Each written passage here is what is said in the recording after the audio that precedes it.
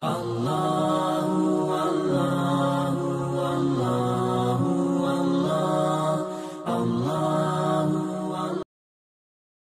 الحمد لله نحمده ونستعينه ونستغفره ونعوذ بالله من شرور أنفسنا وسيئات أعمالنا من يهد الله فلا مضل له ومن يضلله فلا هادي له وأشهد أن لا إله إلا الله وحده لا شريك له له الملك وله الحمد يحيي ويميت وهو على كل شيء قدير وأشهد أن محمدا عبده ورسوله وصفيه من خلقه وخليله بلغ الرسالة وأدى الأمانة ونصح الأمة وكشف الله به الغمة وجاهد في سبيله حق جهاده حتى أتاه اليقين صلوات ربي وتسليماته عليه وعلى آله وصحبه ومن تبعهم بإحسان إلى يوم الدين. أما بعد, jamaah subuh yang dimuliakan oleh Allah Subhanahu wa taala, Assalamualaikum warahmatullahi wabarakatuh. Setelah bersyukur kehadirat Allah Subhanahu wa taala di kesempatan subuh kali ini, semoga pertemuan kita ini menjadi pertemuan yang dirahmati oleh Allah Subhanahu wa taala. Dan setelah kita kembali dari tempat ini, dosa-dosa kita telah diampunkan oleh Allah Azza wa Jal, sebagaimana janji dari Allah bagi mereka yang senang untuk menghadiri majelis-majelis ilmu.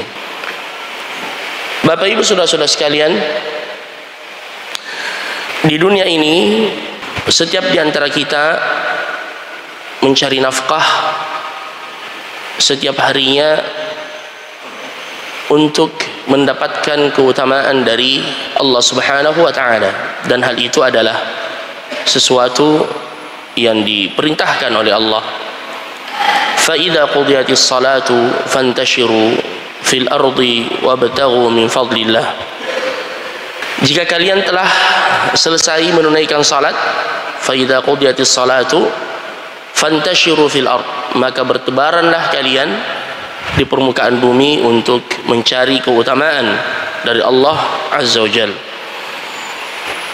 Ada yang berdagang, ada yang ke sawah, ada yang ke laut, ada yang ke kantor, semua dalam rangka untuk mendapatkan keutamaan dari Allah, rezeki dari Allah. Dan jika disebut kata fadlullah, yang dimaksudkan adalah keutamaan dari Allah, yaitu rezeki dari Allah. Makanya kalau kita masuk ke masjid, kita membaca Allahumma ftahli abwaba rahmatik, ya Allah bukakan untukku pintu rahmatmu. Dan jika kita keluar dari masjid, kita membaca Allahumma ftahli abwaba fadlik, ya Allah bukakanlah untukku pintu-pintu keutamaanmu. Allah menyebutkan juga dalam pelaksanaan ibadah haji, laisa alaikum junahun an tabtaghu fadlan min rabbikum. Tidak ada dosa dalam pelaksanaan ibadah haji kalian juga mencari keutamaan dari Allah, rezeki dari Allah, yang ditafsirkan oleh sebahagian ulama dengan al-bay' wasyira', yaitu berjual beli. Namun dalam setiap usaha kita, dalam setiap perdagangan kita, dalam setiap perniagaan kita, dua kemungkinan, kalau bukan untung, rugi. Itu sudah menjadi sebuah resiko dan keniscayaan bahwa saat kita berbisnis, entah kita akan mendapatkan keuntungan dan entah kita akan mendapatkan kerugian. Dan hal yang seperti itu diperganti-gantikan oleh Allah Subhanahu wa taala. Wallahu yabsutur rizqa liman yasha'u min ibadihi wa yaqdir. Dialah Allah Subhanahu wa taala yang terkadang membentangkan rezeki bagi sebahagian hambanya, terkadang juga ditahan. Dan ini banyak hikmah yang diinginkan oleh Allah Subhanahu wa taala di dalamnya. Walau basatallahu rizqa li'ibadihi labaqaw fil ardi walakin yunazzilu biqadarin ma yasha. Andaikan Allah memberikan dan membentangkan rezeki kepada hamba-hambanya sesuai dengan apa yang mereka minta dan inginkannya, labaghaw fil ard, semuanya akan menyombongkan diri di dunia. Makanya Allah berkata, walakinnallaha yunazzilu biqadar. Oleh karenanya Allah Subhanahu wa taala menurunkannya biqadarin, sesuai dengan kadarnya, sesuai dengan yang dibutuhkan oleh hamba-hambanya. Kemudian Bapak Ibu Saudara-saudara sekalian, di dalam Al-Quran Allah menyebutkan jenis perniagaan dan perdagangan yang tidak ada kerugian di dalamnya. Tadi sudah kita sebutkan perdagangan di dunia ini kemungkinannya adalah untung atau rugi. Tapi di dalam Al-Quran Allah menyebutkan ada jenis perdagangan yang tidak ada kerugian sama sekali di dalamnya, karena kita berdagang dengan Allah Subhanahu wa ta'ala, yaitu firman Allah yang terdapat dalam surah Fatir. Ada 3 jenis amalan yang dianggap sebagai bentuk perniagaan yang tidak ada kerugian di dalamnya, dan kita berniaga dengan Allah. Innal ladzina yatluna kitaballah wa aqamus salata wa anfaqu mimma razaqnahum sirran wa alaniyatan yarjuna tijaratan lan tabur. Sesungguhnya orang-orang yang senang membaca Al-Quran, kemudian mereka mendirikan salat dan menginfakkan sebahagian harta yang Allah karuniakan kepada mereka, sirran wa alaniyah, sembunyi-sembunyi atau terang-terangan, yarjuna tijaratan lan tabur, mereka mengharapkan perniagaan yang tidak ada kerugian di dalamnya. Liwafiyahum ujurahum wa yazidahum min fadli, untuk mereka mendapatkan balasan dari Allah Subhanahu wa taala di hari kiamat kelak. Jadi mereka melakukannya di dunia, ditangguhkan balasannya di hari kemudian kelak, dan ditambahkan keutamaan dari Allah Subhanahu wa taala. Jadi ini Bapak Ibu Saudara-saudara sekalian, adapun yang pertama, senang membaca Al-Quran. Innal ladzina yatluna kitaballah, sesungguhnya orang-orang yang selalu membaca kitab Allah, kitab yang diturunkan kepada Nabi kita Muhammad sallallahu alaihi wasallam yang tidak ada keraguan di dalamnya. Dzalikal kitabu la raiba fihi hudal lil muttaqin. Sesungguhnya ia adalah merupakan kitab yang tidak ada keraguan di dalamnya. Jadi Allah menegaskan la raiba fihi. Kisah-kisahnya adalah kisah yang nyata, penuh dengan ibrah dan pelajaran. Sebagaimana ayat yang kita dengarkan yang dibacakan oleh imam kita tadi, nahnu naqussu 'alaika ahsanal qasasi bima auhayna ilaika. Demikianlah kami menceritakan kepada kalian, kepadamu, sebaik-baik kisah, ya, yang tidak ada keraguan di dalamnya. Dzalikal kitabu la raiba fihi hudal lil muttaqin, petunjuk bagi orang-orang yang bertakwa. Inna hadzal qur'ana yahdi lillati hiya aqwam, sesungguhnya Al-Quran itu menunjukkan ke jalan yang lurus. Wa yubasyirul mu'minin, dan memberi kabar gembira kepada orang-orang yang beriman. Alladzina ya'maluna as-salihat, yang mengerjakan amalan-amalan saleh. Anna lahum ajran kabira, mereka akan mendapatkan pahala yang sangat besar di sisi Allah. Wa annal ladzina la yu'minuna bil akhirati a'tadna lahum 'adzaban alima, dan orang yang tidak beriman dengan hari akhirat, kami menyiapkan untuknya azab yang pedih di hari kemudian. Dan Nabi sallallahu alaihi wasallam menyebutkan dalam hadis keutamaan orang yang senang membaca Al-Quran. Man qara'a harfan min kitabillah, barang siapa yang membaca satu huruf saja dari Al-Quran, maka ia mendapatkan hasanah, kebaikan. Wal hasanatu bi asyri amsalihha, dan satu kebaikan itu dilipat gandakan menjadi 10 kali lipat. La aqulu alif lam mim harf, saya tidak mengatakan kata Nabi alif lam mim itu satu huruf, tapi alif satu huruf, lam satu huruf, mim satu huruf. Jadi baru kita membaca alif lam mim. kita sudah mendapatkan 30 hasanah, 30 kebaikan. Dzalikal kitabu la raiba fihi hudal lil muttaqin. Itu sudah tidak bisa kita lagi hitung. Ya, apalagi kalau ditambahkan ayat-ayat berikutnya dan seterusnya. Ya, makanya Bapak Ibu saudara-saudara sekalian, Nabi menyebutkan di dalam hadis bahwasanya derajat seseorang di hari kiamat kelak itu kembali pada banyaknya ayat-ayat Al-Quran yang dulu ia baca di dunia. Akan dikatakan kepada seorang hamba, Iqra, bacalah, warattil, tartilkanlah, wartaqi, dan naiklah, fa inna manzilataka inda akhir ayatin taqra'uha. Sesungguhnya kedudukanmu hari ini tergantung dengan banyaknya ayat Al-Quran yang dulu engkau baca di dunia. Ya, jadi Bapak Ibu saudara-saudara sekalian, membaca Al-Quran adalah merupakan amalan yang sangat mulia. Membaca Al-Quran hendaknya dijadikan sebagai agenda utama setiap muslim setiap harinya. Kalau kita sering mendengar ada slogan tiada hari tanpa olahraga, maka hendaknya seorang muslim juga memiliki slogan tiada hari tanpa membaca Al-Quran, sesibuk apapun kita Bapak Ibu saudara-saudara sekalian. Biar sedikit, yang penting rutin. Sebagaimana kata Nabi sallallahu alaihi wasallam, ahabbul a'mali ilallah adwamuha wa in qall. Sebaik-baik amalan yang dicintai oleh Allah Subhanahu wa taala adalah amalan yang rutin. Yang rutin dikerjakan setiap hari walaupun amalan itu sedikit. Karena kita ingin menjadi ahlul Quran. Yang disebutkan oleh Nabi, ahlul Quran, ahlullahi wa khassatuh. Ahlul Quran itu adalah kerabatnya Allah dan orang-orang khususnya Allah Subhanahu wa ta'ala. Kita tahu Allah Azza wa Jalla tidak memiliki anak, lam yalid wa lam yulad, lam yattakhidh walada wa lam yakul lahu syarikun fil mulk wa lam yakul lahu waliyyun minadh-dhulli.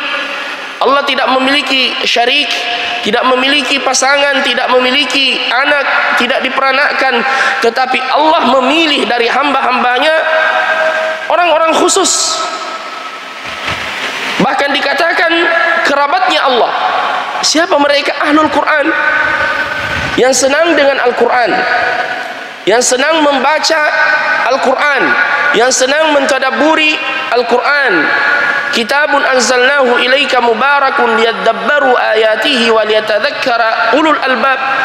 Kitab yang penuh dengan keberkahan yang kami turunkan, yang diturunkan untuk ditadabburi ayat-ayatnya. Dan sungguh Al-Quran itu Bapak Ibu saudara-saudara sekalian adalah obat penyakit yang ada di dalam dada-dada kita. Ya ayuhan nas, wahai sekalian manusia, qad ja'atkum mau'izatun min rabbikum wa shifaa'un lima fis suduri wa hudaw wa rahmatul lil mu'minin. Sungguh telah datang mau'izah, peringatan, nasihat dari Tuhan kalian, dan obat dari segala penyakit yang ada di dalam dada-dada kalian, wa hudan, petunjuk, wa rahmatul lil mu'minin, dan rahmat bagi orang-orang yang beriman. Wa nunazzilu minal qur'ani ma huwa shifaa'un wa rahmatul lil mu'minina wa la yazidu wa nunazzilu minal qur'ani ma huwa shifaa'. Kami menurunkan Al-Quran, kata Allah Subhanahu wa ta'ala, sebagai obat penyembuh. Kemudian dalam ayat yang lain Allah mengatakan, "Lau anzalna hadzal Qur'ana ala jabalin la ra'aitahu khashi'an mutasaddian min khasyatillah." Andaikan kami atau Al-Quran diturunkan pada sebuah gunung, maka ia akan hancur berkeping-keping karena rasa takutnya kepada Allah Subhanahu wa ta'ala. Jadi Bapak Ibu saudara-saudara sekalian, mari kita semakin mendekatkan diri dengan Al-Quran. Senang mendengarkan bacaan Al-Quran. Mendengarkannya saja itu sudah sangat berpahala. Allah berfirman di dalam Al-Quran, فَإِذَا قُرِئَ الْقُرْآنُ فَاسْتَمِعُوا لَهُ وَأَنصِتُوا لَعَلَّكُمْ تُرْحَمُونَ. Jika Al-Quran dibacakan, diamlah, simak dengan baik, la'allakum turhamun, agar kalian mendapatkan rahmat dari Allah Subhanahu wa taala. Makanya Nabi kita senang mendengarkan bacaan para sahabat. Beliau terkadang sering berjalan ke rumah-rumah para sahabat, karena rumahnya para sahabat dan orang-orang saleh terdahulu sering terdengar ya bacaan-bacaan Al-Quran. Bapak ibu saudara-saudara sekalian, beda dengan rumah-rumah sekarang. Semoga Allah Subhanahu wa taala memberikan kepada kita hidayah. Dan kecuali yang dirahmati oleh Allah, yang didengarkan adalah nyanyian-nyanyian, musik-musik yang bisa mengundang syaitan masuk ke dalam rumah kita dan mengusir malaikat. Dan setelah itu kita merasakan apa? Rasa sesak di dalam dada-dada kita karena jauh dari Al-Quran. Adapun rumah orang-orang saleh terdahulu yang sering terdengar, bahkan jangan kita berbicara orang-orang saleh terdahulu, ayah-ayah kita dulu, kakek nenek kita dulu, Masya Allah, memang benar-benar menjadikan Al-Quran itu bacaan wajib di rumah-rumah mereka, sehingga turunlah as-sakinah, ketenangan. Sebagaimana yang Allah ingatkan kepada istri-istri Nabi sallallahu alaihi wasallam di dalam surah Al-Ahzab, "Wadhkurna ma yutla fi buyutikunna min ayatillahi wal hikmah." Ingatlah wahai istri-istri Nabi, nikmat Allah kepada kalian ketika dibacakan di rumah-rumah kalian ayat-ayat Allah dan nasihat serta hadis-hadis dari Nabi sallallahu alaihi wasallam. Jadi Nabi sallallahu alaihi wasallam senang mendengarkan bacaan Al-Quran dari para sahabat. Bahkan pernah suatu ketika beliau sengaja mendengarkan bacaan sahabat secara sembunyi-sembunyi yang bernama Abu Musa Al-Ash'ari, yang terkenal dengan keindahan suaranya di dalam membaca Al-Quran. Dan keindahan suara di dalam membaca Al-Quran juga merupakan keutamaan. Di antara tafsiran firman Allah dalam surah Fatir, "Fatiris samawati wal ardi ja'ilil malaikati rusulan uli ajnihatin mathna wa thulatha wa ruba' yazidu fil khalqi ma yasha." Dialah Allah yang menciptakan malaikat, ada yang memiliki 2 sayap, ada yang memiliki 3 sayap, ada yang memiliki 4 sayap. Yazidu fil khalqi ma yasha. Allah menambahkan keutamaan penciptaan pada sebahagian makhluknya. Kata sebahagian ulama yang dimaksudkan adalah husnus saut, suara yang indah. Bahkan Allah memuji Nabi Daud alaihi salam dengan keindahan suaranya. "Walaqad ataina Dawuda minna fadla ya jibalu awwibi ma'ahu wat-tayra wa alanna lahul hadid." Dan ketika kami memberikan keutamaan kepada Daud alaihi salam ketika dia bertasbih membaca Taurat, burung-burung, kemudian pepohonan, bahkan gunung-gunung semuanya menyimak dan menikmati dan bertasbih mendengar keindahan suara dari Daud alaihi salam. Dan ini senang dilakukan oleh Nabi sallallahu alaihi wasallam. Makanya keesokan harinya Nabi mengabarkan kepada Abu Musa Al-Ash'ari, "Semalam saya menyimak dan mendengarkan bacaanmu yang indah." Apa kata Abu Musa Al-Ash'ari? "Andaikan saya tahu ya Rasulullah, Anda menyimak dan mendengarkan bacaan saya, la habbartu laka tahbira." Saya akan semakin memperindahnya ya Rasulullah. Di suatu majlis beliau berkata kepada sahabat yang mulia Abdullah ibn Mas'ud, "Iqra', bacalah Al-Quran." Sahabat ini sampai keheranan dan mengatakan, "Aqra'u 'alaika al-Qur'ana wa 'alaika unzil." Ya Rasulullah, apakah saya membacakan Al-Quran kepada anda sedangkan Al-Quran itu diturunkan kepada anda? Apa kata Nabi sallallahu alaihi wasallam? "Inni uhibbu an asma'a min ghairi." Saya senang mendengarkan bacaan Al-Quran dari orang lain. Kemudian beliau mulai membaca firman Allah yang terdapat dalam surah An-Nisa, "Ya ayuhan nas," dan seterusnya sampai tiba pada firman Allah Azza wa Jalla, "Fa kaifa idza ji'na min kulli ummatin bi syahidin wa ji'na bika 'ala haula'i syahida yawma idzi yawaddu alladhina kafaru wa 'asaw ar-rasula law tusawwa bihimul ardu wa la yaktumuna Allah haditha." Nabi mengatakan, "Hasbuk," cukup sampai di situ. Kata Ibnu Mas'ud, "Faltafattu," saya kemudian melihat wajahnya Nabi, "fa idza 'ainahu tadrifan," saya melihat beliau berlinang air mata, tersentuh dengan bacaan Al-Quran. Tersentuh dengan bacaan Al-Quran. Jadi Bapak Ibu saudara-saudara sekalian, mari kita kembali kepada Al-Quran. Jangan sampai kita termasuk orang yang diadukan oleh Nabi sallallahu alaihi wasallam dalam surah Al-Furqan, wa qala ar-rasulu ya rabbi inna qaumi ittakhadhu hadzal qur'ana mahjura. Dan berkata Rasul, aduhai ya Rabb, ada di antara umatku yang memboikot Al-Quran, yang membelakangi Al-Quran. Dia lebih lama berjam-jam membaca status-status manusia, berita-berita hoaks dan seterusnya lewat Facebook, media sosial, Instagram, Twitter dan lain sebagainya, YouTube, ketimbang untuk membuka dan membaca lembaran-lembaran Al-Quran. Sungguh merugi, sungguh celaka orang yang merasakan hatinya sesak, dunia sempit, ada obat di rumahnya, tinggal ia berjalan mengambilnya, yaitu mushaf, dan membacanya, kemudian ia tidak melakukannya. Jamaah yang dimuliakan oleh Allah Subhanahu wa taala. Oleh karenanya kembalilah pada Al-Quran. Perbanyak membaca Al-Quran. Kapanpun, dimanapun kita berada. Ya, sebagaimana yang saya katakan tadi, rutinkan setiap hari membaca Al-Quran, amalan yang ringan Bapak Ibu saudara-saudara sekalian, tapi pahalanya terkumpul di sisi Allah Subhanahu wa taala. Semoga Allah menjadikan kita ahlul Quran. Kemudian yang kedua yang disebutkan oleh Allah setelah membaca Al-Quran, innal ladzina yatluna kitaballahi wa aqamu as-salah. Kemudian mereka mendirikan salat. Salat ini adalah tiang agama kita Bapak Ibu saudara-saudara sekalian. Ra'sul amri al-Islam wa umuduhu as-salah. Inti dari segala urusan kita adalah agama kita yang mulia al-Islam, dan tiangnya adalah salat. Bangunan yang megah ini, masjid yang cantik ini, kalau tidak ada tiangnya itu akan roboh. Itulah perumpamaan salat di dalam agama kita. Makanya ketika Umar ibn Khattab radhiyallahu anhu di akhir-akhir hidup beliau memimpin salat,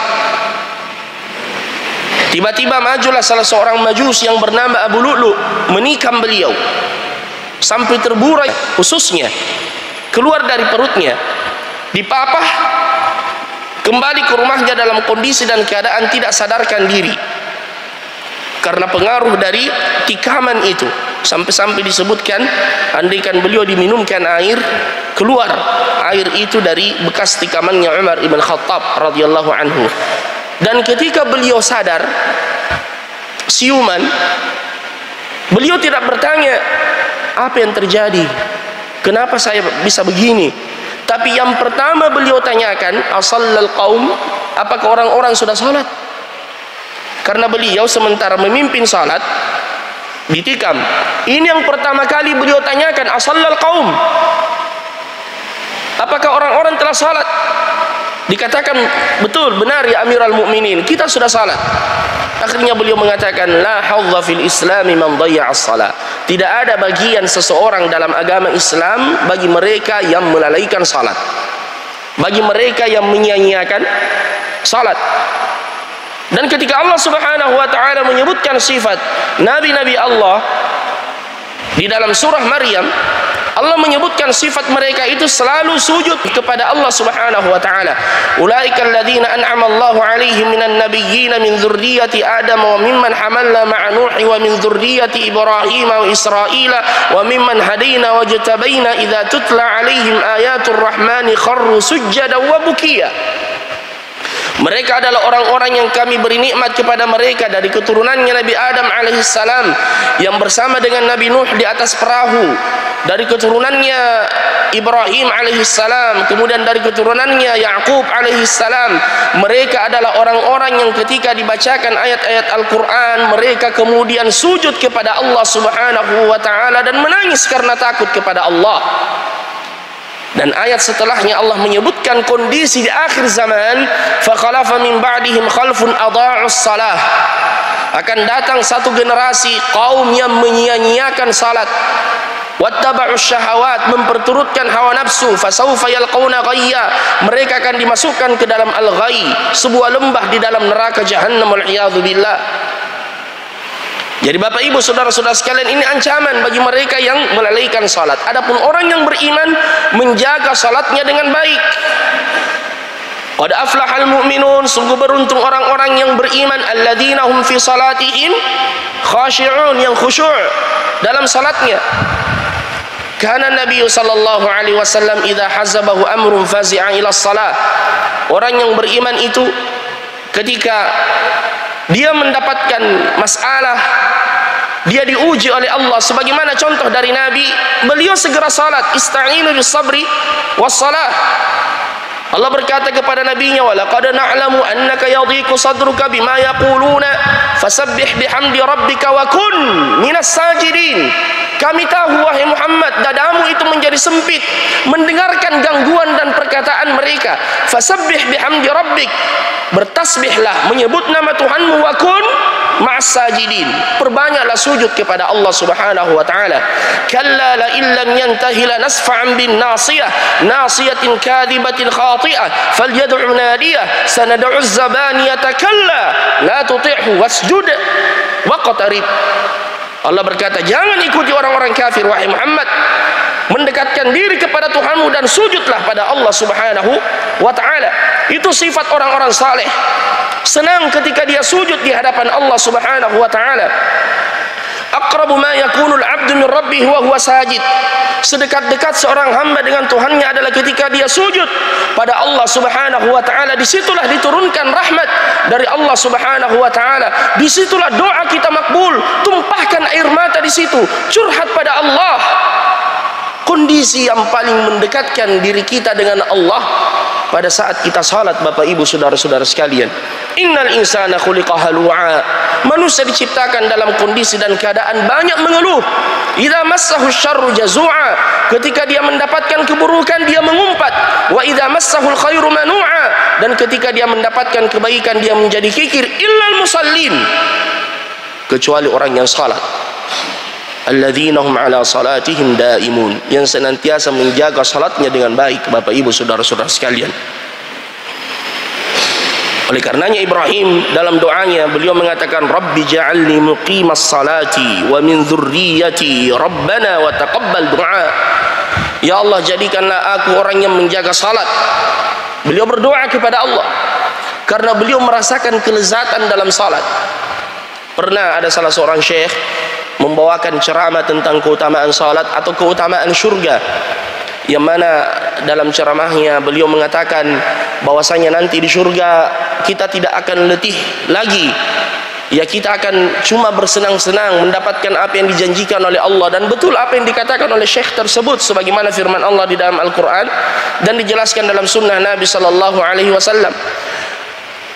Ada salah seorang ibu-ibu tua bertanya kepada syekh, jadi kita tidak capek-capek lagi salat di surga ya syekh? Dia mengatakan, betul, kita tinggal menerima balasan dari Allah dari salat yang kita tunaikan di dunia. Apa kata ibu ini? Dia berkata, wallahi saya akan menghamparkan sejadah saya di surga untuk tetap salat, karena saya tidak bisa membayangkan hidupku tanpa salat. Subhanallah, saya tidak bisa membayangkan hidup tanpa salat. Jadi orang yang beriman merasakan kelezatan dalam salat. Ketika masuk waktu salat, Nabi berkata kepada Bilal, "Qum ya Bilal, fa'arihna bis salah." Bangkit ya Bilal, berdiri ya Bilal, kumandangkan azan, istirahatkan kita dengan salat. Orang yang beriman istirahatnya dalam salat. Jangan sebaliknya, jangan merasa istirahatnya terganggu karena salat. Na'udzubillah. Ista'inu bis sabri was salah. Jadikanlah sabar dan salat sebagai penolong. Wa innaha lakabiratun illa 'alal khashi'in. Dia adalah sesuatu yang berat kecuali orang-orang yang takut. Alladzina yadhunnuna annahum mulaqu rabbihim, yaitu orang-orang yang yakin bahwasanya nanti ia akan berjumpa dengan Allah Subhanahu wa taala. Man hafaza 'ala haula'is salawat, barang siapa yang menjaga salatnya dengan baik, kanat lahu nuran wa burhanan wa najatan minan nar, dia akan mendapatkan cahaya, mendapatkan saksi, dan akan diselamatkan dari api neraka Allah. Wa man lam yuhafiz 'alaiha, barang siapa yang tidak menjaganya, dia tidak memiliki cahaya, tidak memiliki saksi, dan tidak ada yang menyelamatkannya dari api neraka. Wa husyira ma'a fir'auna wa hamana wa qaruna ubay ibn khalaf, dan dia nanti akan dibangkitkan di hari kiamat bersama dengan Fir'aun, bersama dengan Haman, bersama dengan Qarun, bersama dengan Ubay ibn Khalaf. Ulaika alladzina yad'una ila an-nar, Mereka adalah pemimpin-pemimpin yang mengajak pengikutnya untuk masuk ke dalam neraka. Wal'iyadzu billah. Kemudian yang terakhir Bapak Ibu saudara-saudara sekalian, terakhir ya, secara singkat. Wa anfaqu mimma razaqnahum. Mereka menginfakkan dari sebahagian yang kami rezekikan kepada mereka. Jadi sudah dua tadi, rajin membaca Al-Quran, kemudian dia menjaga salatnya dengan baik, dan yang ketiga rajin memberi, rajin berinfak. Jangki bayangkan Bapak Ibu, kalau dikatakan rajin berinfak adalah sesuatu yang besar yang harus ia berikan. Tidak. Al-judu minal mawjud. Kedermawanan itu dari yang ada. Jangan remehkan kebaikan sekecil apapun. Bahkan Nabi mengatakan afdalus sadaqah suqyal ma. Sebaik-baik sedekah adalah seteguk air. Luar biasa. Ini saya sudah menghabiskan, bukan lagi seteguk, satu botol air. Ini sudah tertulis pahalanya di sisi Allah. Memberi minum saja seekor anjing yang kehausan, ya, menjadi sebab orang itu dimasukkan ke dalam surga. Apalagi yang diberi minum adalah seorang ustadz yang kehausan, apalagi kalau ditambahi karena sudah habis, ya. Cuma bercanda saja, ya, bercanda ya. Jadi namanya sedekah al-judu minal mawjud. Karena sedekah sekecil apapun itu dilipat gandakan oleh Allah. Pernah suatu ketika Umar ibn Khattab bersedekah dengan sebiji anggur. Sebiji anggur dikasih ke orang. Orang berkata, "Ya Amirul Mukminin, sebiji anggur ini tidak mengenyangkan orang yang lapar dan tidak menghilangkan dahaga." Beliau kemudian berkata apa? Allah berfirman di dalam Al-Quran, "Faman ya'mal mithqala dzarratin khairan yarah." Siapa yang mengerjakan kebaikan walaupun seberat biji zarrah. Zarrah itu adalah asgarus syai', yang paling kecil di dunia. Yang paling kecil, zarrah. Dan beliau mengatakan betapa banyak zarrah dalam sebiji anggur ini. Jadi misalkan di rumah kita, Bapak Ibu saudara-saudara sekalian, ya, ada makanan lebih yang masih layak untuk dikonsumsi.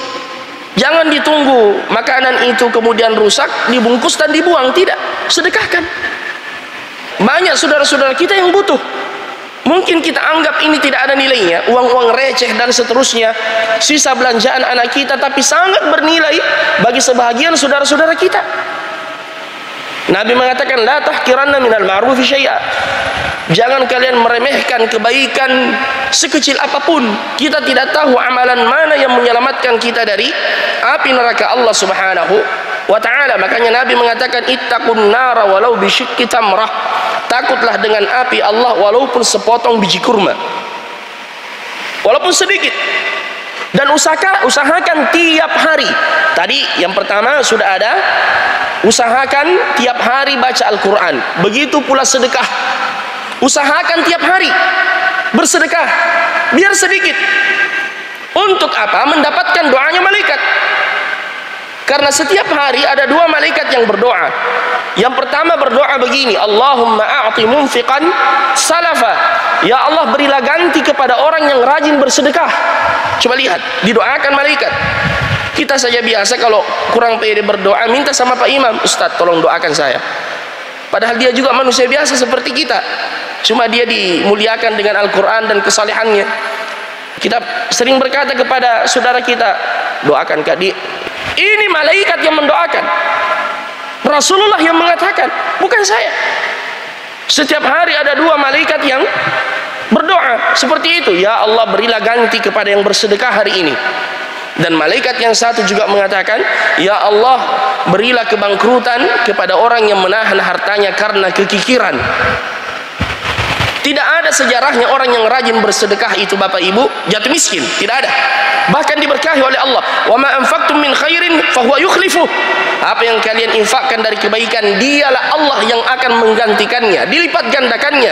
Mathalul ladzina yunfiquna amwalahum fi sabilillah kamathali habbah ambatat sab'a sanabil fi kulli sumbulah 100 habbah wallahu yudha'ifu liman yasha wallahu wasi'un alim. Ibarat sebiji benih yang ditanam tumbuh menjadi 7 tangkai, setiap tangkai dibuahi 100 biji dan masih terus dilipat gandakan oleh Allah Subhanahu wa taala. Dan ini sekali lagi bentuk perdagangan dengan Allah. Makanya pernah suatu ketika, dan kita tutup pengajian kita dengan kisah ini, ada salah seorang sahabat yang bernama Abu Dahdah. Abu Dahdah ini memiliki kebun kurma yang sangat banyak di kota Madinah, dan di dalam kebun kurma itu ada rumah, ada sumber mata air, sebagaimana sebahagian saudara-saudara kita yang dilapangkan hartanya. Dia punya villa, di dalamnya ada rumah, ada kolam ikan, ada buah-buahan dan seterusnya. Abu Dahdah termasuk orang kayanya sahabat di zaman Nabi, dan kalau musim panen Nabi sering datang ke kebunnya untuk menikmatinya bersama dengan para sahabat. Subhanallah. Dan suatu hari ketika turun firman Allah, man dzalladzi yuqridullaha qardan hasanan fayudha'ifahu lahu adha'afan katsirah. Siapa gerangan yang ingin memberikan pinjaman kepada Allah dan Allah membayarnya nanti di hari kemudian berlipat-lipat ganda. Begitu Abu Dahdah mendengarkan ayat tersebut, beliau bertanya, ayuqriduna rabbuna wa huwa rabbul alamin. Ya Rasulullah, Allah meminta pinjaman dari kita sedangkan dia Tuhan semesta alam. Nabi mengatakan iya. Abu Dahdah kemudian berkata, ya Rasulullah, saya memiliki kebun kurma yang Anda kenal, yang Anda tahu, lebat sekali, dan kurma itu bagi orang Arab sesuatu yang sangat berharga, Bapak Ibu. Bahkan orang-orang fakir dari kalangan sahabat di zaman Nabi itu menghidupi keluarganya dengan merawat satu batang kurma. Bukan dia yang punya, tapi dia merawat satu batang kurma saja, satu pohon kurma. Mereka mendapatkan penghasilan dari situ. Apalagi ini ratusan pohon kurmanya di Madinah. Dan Nabi sudah sering datang ke situ. Kalau kita kan mengatakan akan sering diundang Nabi makan, cukup itu. Sahabat juga menikmati, saya tidak kikir. Tapi beliau ini begitu mendengar ayat itu, man dzalladzi yuqridullaha qardan hasanan fayudha'ifahu lahu adha'afan katsirah, langsung beliau mengatakan, ya Rasulullah, saya menginfakkan kebun kurmaku di jalan Allah. Ambil ya Rasulullah, ambil ya Rasulullah. Subhanallah. Dan Nabi kemudian bangga dengan sahabat itu, menerima sedekahnya, infaknya, dan juga memberi saran kepadanya, sedekahkan dan infakkan kepada, bagikan kepada keluarga-keluargamu, karena bersedekah kepada orang yang masih ada hubungan kekerabatan itu lebih afdal, karena kita mendapatkan dua keutamaan, keutamaan sedekah dan keutamaan menyambung tali silaturahim. Akhirnya kembalilah Abu Dahdah, istrinya dan anak-anaknya sementara bersenang-senang di dalam kebun kurma itu. Dan begitu tiba, kebun kurmanya dikelilingi dengan pagar. Beliau tidak mau masuk, berteriak dari luar, ya Ummat Dahdah, wahai Ummat Dahdah. Kalau bahasa Bugisnya apa yang biasa? Ya amakna kalau orang anu ya, Makassar, wahai istriku Ummat Dahdah. Ya Ummat Dahdah ini keheranan, kenapa suamiku ini teriak dari luar? Kenapa dia tidak masuk saja? Ini kebunnya. Kenapa sampai teriak seperti itu? Jadi beliau tidak masuk karena sudah menganggap ini bukan lagi milik saya. Ya Ummat Dahdah, istrinya mengatakan, ada apa? Akhrijus sibyata minal bustan, keluarkan anak-anak kita dari kebun. Istrinya ini mengatakan, kenapa? Beliau berkata, bi'tuha, saya sudah menjualnya. Saya sudah menjualnya. Istrinya bertanya, subhanallah, kau menjualnya kepada siapa? Abu Dahdah mengatakan, saya telah menjualnya kepada Allah untuk mendapatkan surga di sisinya. Coba lihat, istri yang saleh langsung berkata begini, Rabihal bay'u ya Abu Dahdah, Rabihal bay'u ya Abu Dahdah. Sungguh ini perniagaan yang sangat menguntungkan wahai suamiku. Sungguh ini perniagaan yang sangat menguntungkan wahai suamiku. Beliau kemudian berkemas-kemas, memanggil semua anaknya dan membawanya keluar. Tidak sampai di situ, beliau memeriksa mulut anaknya satu demi satu dan kantongnya. Jangan sampai ada kurma yang masih tersisa di situ. Dikeluarkan. Wahai anakku, ini tidak halal lagi bagi kita. Ayahmu sudah menjualnya di jalan Allah. Allahu Akbar. Rabihal bai'. Kira-kira kalau kita ada penggalangan dana, ya, dan ada yang hadir, ya, saya, motor saya di jalan Allah, kemudian pulang ke rumah, wahai istriku, motor sudah saya jual di jalan Allah. Kira-kira apa jawabannya? Ya, mungkin dia mengatakan, minimal itu bilang-bilang dulu, ya. Subhanallah. Jadi beliau mengatakan rabihal bai', sungguh ini perdagangan yang luar biasa. Bapak Ibu saudara-saudara sekalian, harta tidak bisa dibawa mati, tapi bisa dikirim dari sekarang. Tidak bisa dibawa mati, tapi bisa dikirim. Dan itu yang akan bermanfaat untuk kita, sedekahun jariyah yang dikeluarkan di jalan Allah. Dan Allah tidak meminta semua, mimma, sebahagian yang kami rezekikan. Oleh karenanya sungguh beruntung orang yang diselamatkan dari kekikiran. Wa may yuqa syuhha nafsihi fa ulaika humul muflihun. والذين يكنزون الذهب والفضة ولا ينفقونها في سبيل الله فبشرهم بعذاب أليم يوم يحمى عليها في نار جهنم فتكوى بها جباههم وجنوبهم وظهورهم هذا ما كنزتم لأنفسكم فذوقوا ما كنتم تكنزون. Ini balasan orang yang kikir menahan hartanya. Di hari kiamat hartanya itu akan menjadi setrika untuknya, membakarnya di dalam neraka, dan dikatakan kepadanya, inilah balasan dulu di dunia kau kikir, tidak mau mengeluarkan hartamu di jalan Allah Subhanahu wa ta'ala. Semoga Allah Azza wa Jalla menjadikan kita orang-orang yang beruntung di dunia dan di akhirat, dan mengamalkan perniagaan ini insyaallah, dan nanti kita akan mendapatkan balasannya di sisi Allah Subhanahu wa ta'ala. Innahu waliyudzalika wal qadiru alaih. Demikian apa yang kami sampaikan, mudah-mudahan bermanfaat. Subhanakallahumma wa bihamdika asyhadu an la ilaha illa anta wa astaghfiruka wa atubu ilaik. Wa akhiru da'wana alhamdulillahi rabbil alamin. Assalamualaikum warahmatullahi wabarakatuh.